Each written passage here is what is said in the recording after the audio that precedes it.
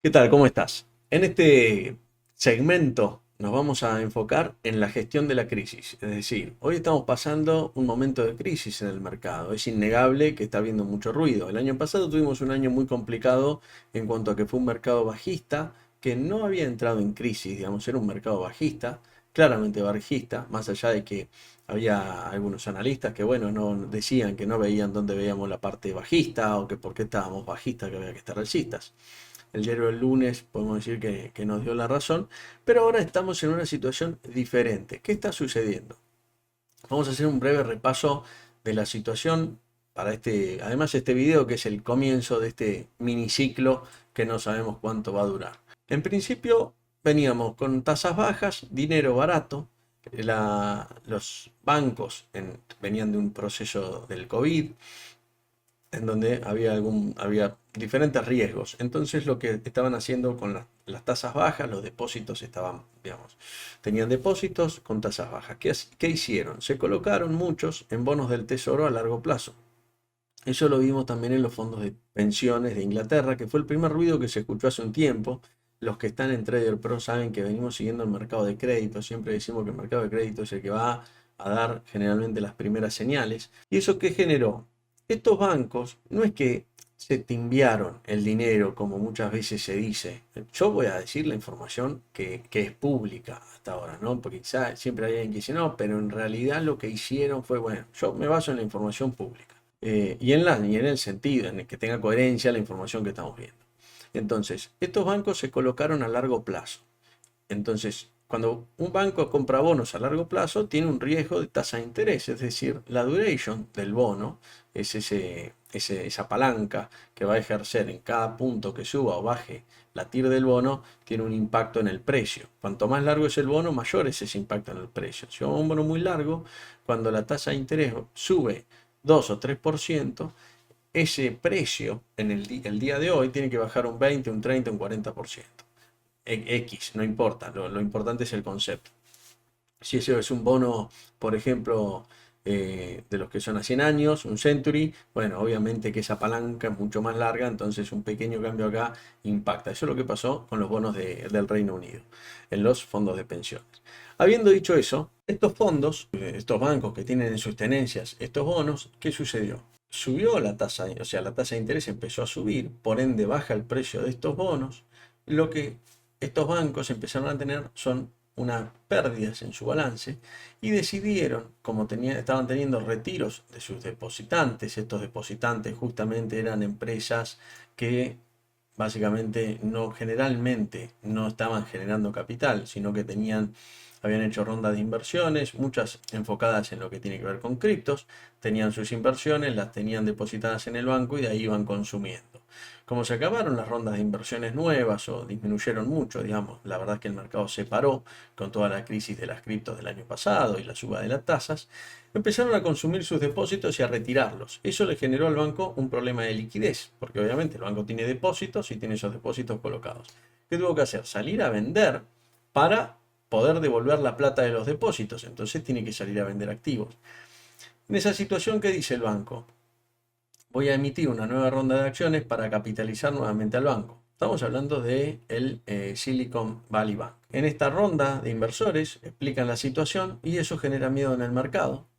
Cuando genera miedo en el mercado, salen todos a buscar los depósitos, el banco no los puede cubrir y ahí se genera el problema. Se mete la Fed, básicamente en realidad se mete el Tesoro y con la Fed y el regulador y empiezan a ver qué se puede hacer, básicamente.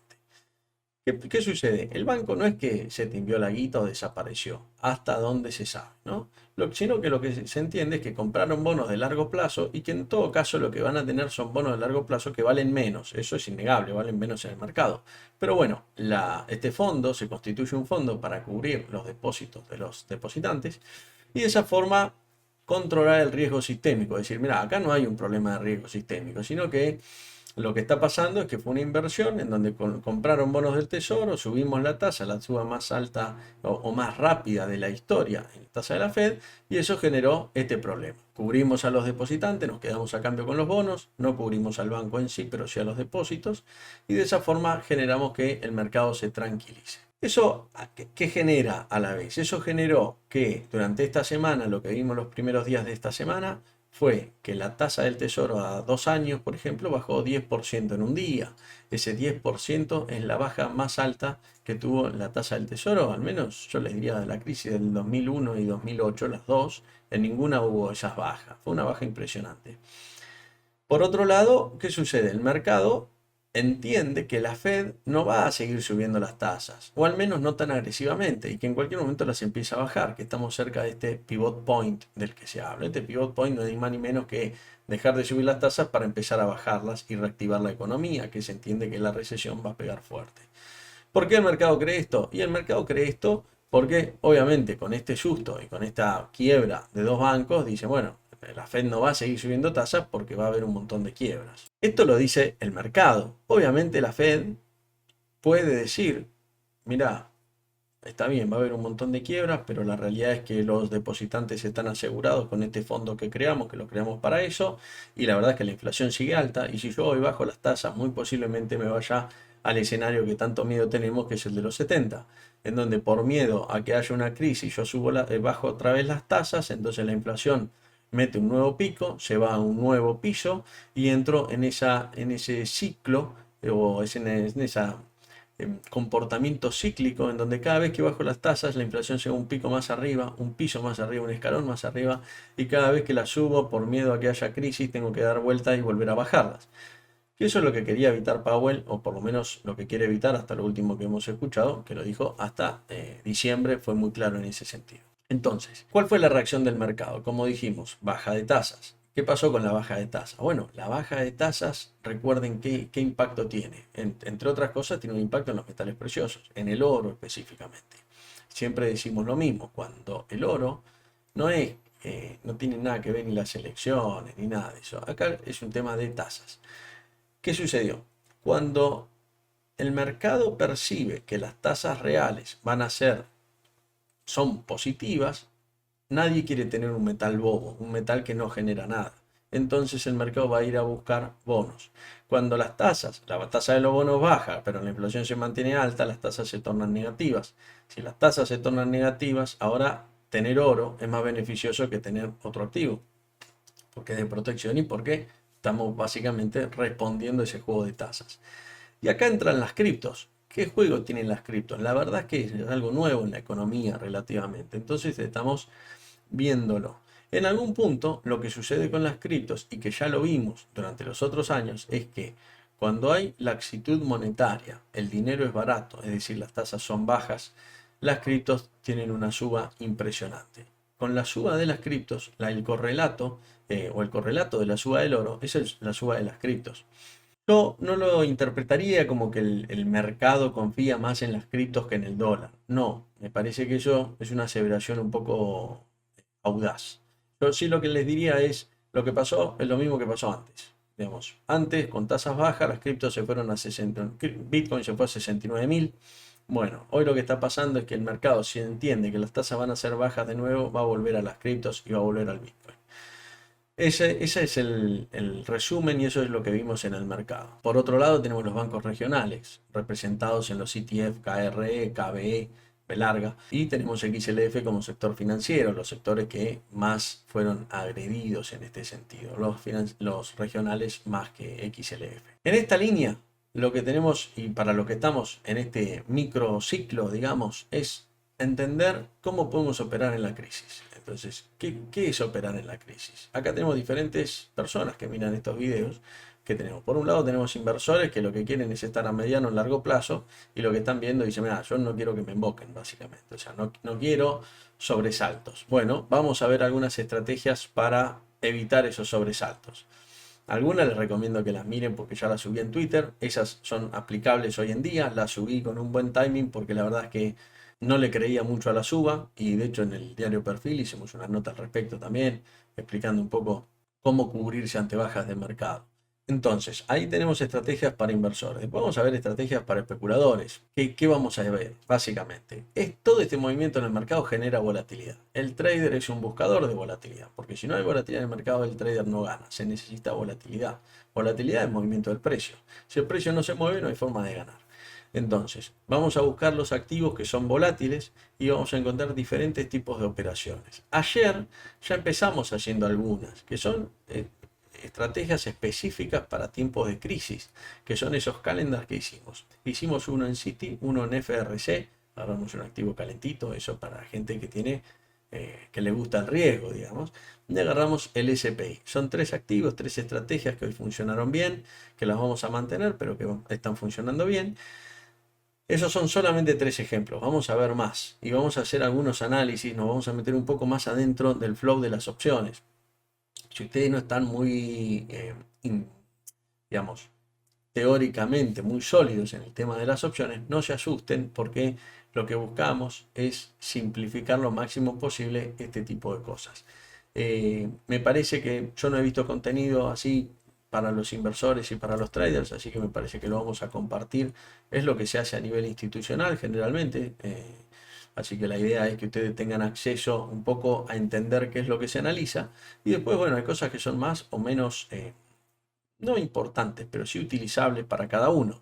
Si uno, por ejemplo, lo que quiere es cubrir una cartera compuesta por el QQQ o por el SPI, bueno, va a necesitar una determinada cantidad de herramientas y hay otras que no las va a necesitar. Es importante que sepan que existen, porque en algún momento las pueden necesitar. Porque si ustedes no conocen la teoría, no van a ver oportunidades que ven otros. Esa es la realidad. ¿Por qué uno estudia o por qué uno sigue estudiando siempre el tema del mercado, las nuevas tendencias, qué es lo que se está viendo ahora, qué nuevas investigaciones, los nuevos sistemas que nos permiten ver cosas que antes no nos permitían o era muy lento? Porque básicamente encontramos mejores oportunidades. Y esas mejores oportunidades son oportunidades que nos permiten tener una mejor relación entre riesgo y beneficio, entre el riesgo que estamos asumiendo y el beneficio que vamos a lograr. Así que bueno, voy a cortar este video acá para que no se nos vaya muy largo y vamos a empezar con algunas claves primero. Las claves para operar en una crisis son, primero, no desesperarse. No desesperarse, es decir, no ponerse nervioso porque el mercado caiga mucho un día, ni ponerse eufórico y pensar que la crisis pasó porque el mercado sube. Muchos dicen, no, yo no hago análisis técnico, y está bien. Y cuando ven que el mercado sube, entienden que la crisis se terminó. Y eso está perfecto. ¿Por qué? Porque lo que están diciendo es, el mercado me lo dice. Eso es lo que, digamos, la persona que está en el mercado no lee las noticias, escucha el mercado. Y escuchar el mercado, ¿cómo habla el mercado? A través de los precios. Entonces, cuando nosotros vemos que el mercado sube, es lógico decir, está subiendo, está bueno, algo bueno está pasando, y después vamos y buscamos las noticias. Si te pasa eso, es porque sos más de la idea del análisis técnico generalmente. Por más que no te guste hacer triángulo, que no creas en los patrones, está perfecto. Pero hay una incidencia ahí en donde vos lo que estás diciendo es, le doy más importancia a los precios que a las noticias, ¿no? Nada, solamente una nota al pie de la página. Habiendo dicho esto, hay algunos consejos que obviamente si ustedes ya tienen experiencia de mercado, por ahí no les interese. Si ustedes no la tienen, les recomiendo escucharlos. Entonces tenemos eso en primera instancia. Después vamos a buscar escenarios de volatilidad. No vamos a ir a los activos que tengan una extrema volatilidad, sino que vamos a ir a buscar activos con una volatilidad relativa. Y vamos a utilizar estrategias. Vamos a ver si usamos alguna estrategia de spreads en donde vamos a vender. Yo hace unos días lo hice en Trader Pro, en donde lo que hacemos es vender volatilidad en activos con una volatilidad más alta que la media. Y por otro lado compramos lo que son los eventos de cola.